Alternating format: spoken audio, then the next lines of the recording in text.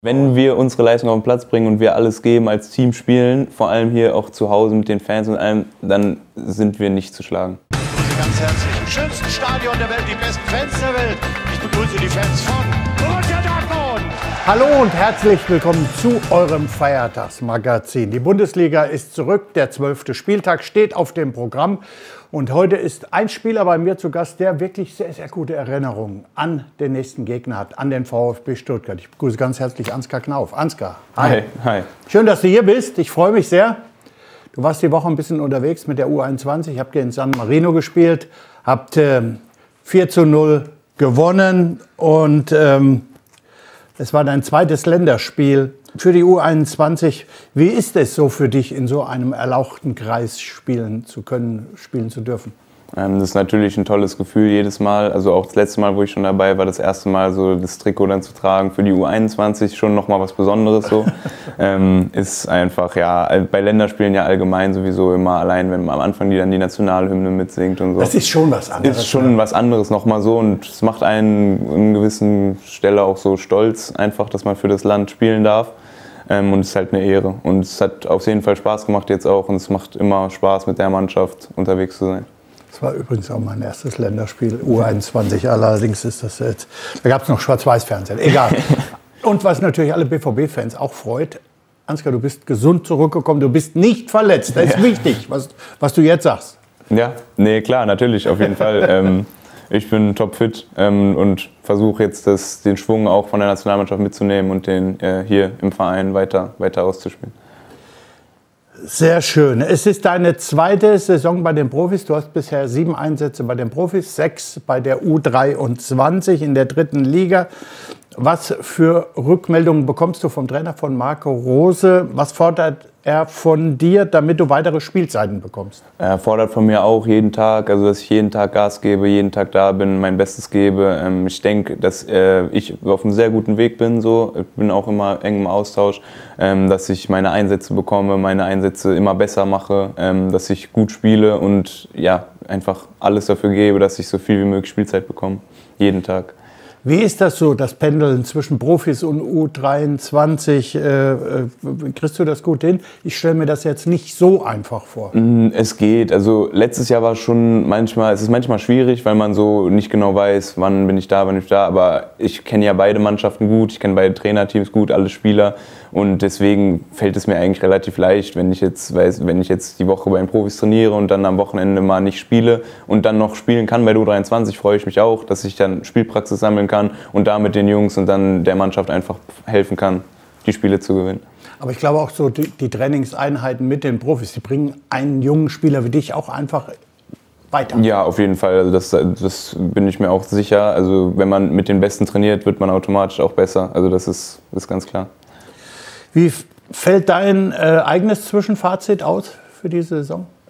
Ja, also ich will für mich persönlich einfach noch mehr spielen, mehr Spielzeit bekommen und werde einfach versuchen, weiter an allem zu arbeiten, an mir selbst zu arbeiten, dass ich wirklich jeden Tag voll da bin, jeden Tag im Training alles gebe, dass ich einfach für mich die Möglichkeit oder die Chance, dass ich Einsätze bekomme, einfach so hoch wie möglich habe.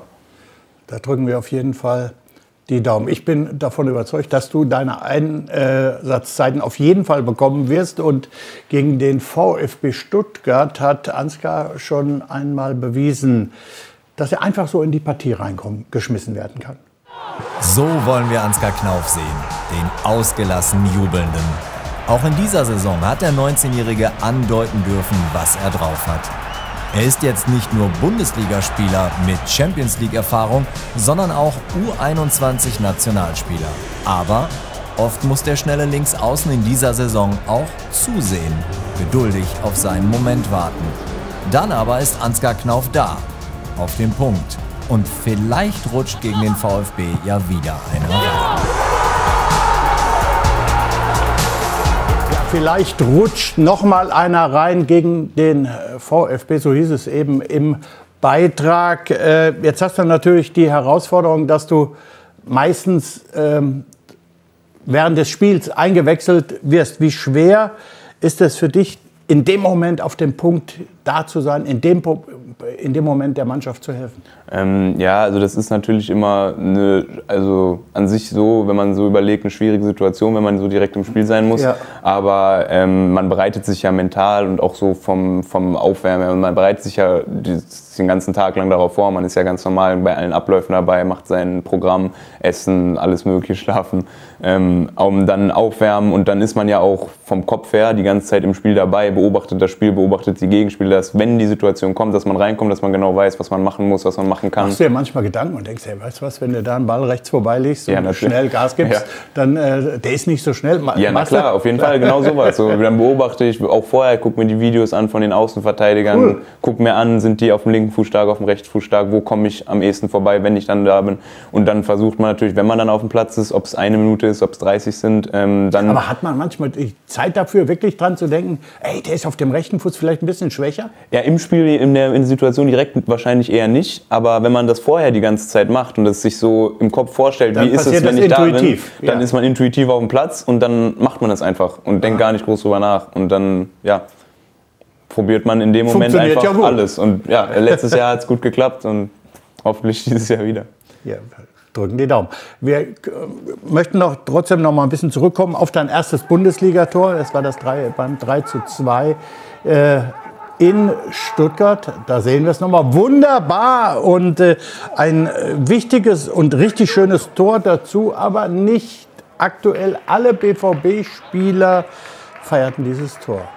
Ansgar, ich wünsche dir so viele schöne Tore in deiner Karriere noch, wie du nur machen kannst. Das erste ausgerechnet gegen mich ist auf jeden Fall was, auf das du stolz sein kannst.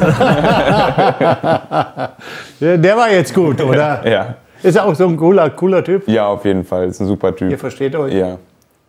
Ist nicht nachtragend? Nein, ich glaube nicht. Sehr schön.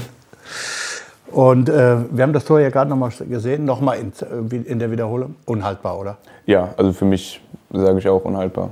Ich denke, wenn ihn niemand halten könnte, dann er, aber... Nur ein einziger hätte ihn halten können. Wenn er ihn schon nicht kriegt, dann ist er unhaltbar. Kriegt ihn keiner. Ja. Sehr schön, ja. Morgen heißt es Tabellenzweiter gegen Tabellen 15. Die können wir schlagen, die müssen wir schlagen. Ich weiß gar nicht, wie ich da richtig anfangen soll. Trotz alledem wird es schwer. Natürlich, also jedes Spiel ist schwer in der Bundesliga, denke ich. Aber ich sage, egal wie der Gegner im Moment heißt, wir wollen oben mitspielen, wir wollen oben dranbleiben und dafür müssen wir jedes Spiel gewinnen und jedes Spiel unsere beste Leistung auf den Platz bringen. Und wenn wir normal spielen, dann kann der Sieger nur Borussia Dortmund. Wenn wir unsere Leistung auf den Platz bringen und wir alles geben, als Team spielen, vor allem hier auch zu Hause mit den Fans und allem, dann sind wir nicht zu schlagen. Sehr schön. Jetzt apropos Schlagen, Schnellfragerunde. Du kannst mich nicht schlagen. Früher war das so, haben wir Spielchen gemacht. Schnellfragerunde. Ich sage oder stelle dir eine Frage und du antwortest ganz schnell und spontan. Okay. Dein bester Kumpel im Kader? Yusufa. Dein Sitznachbar in der Kabine? Felix. Der schlimmste Fußballplatz, auf dem du jemals gespielt hast?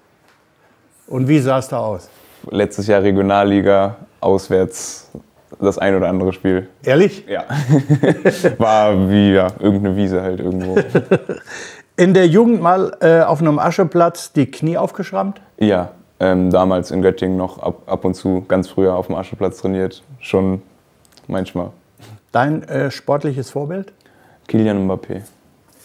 Von wem hast du ein Autogramm? Von allen Borussia Dortmund-Spielern. Ehrlich? Also auf dem Trikot. Ich habe ein komplett unterschriebenes Trikot früher schon mal gehabt. Das habe ich noch.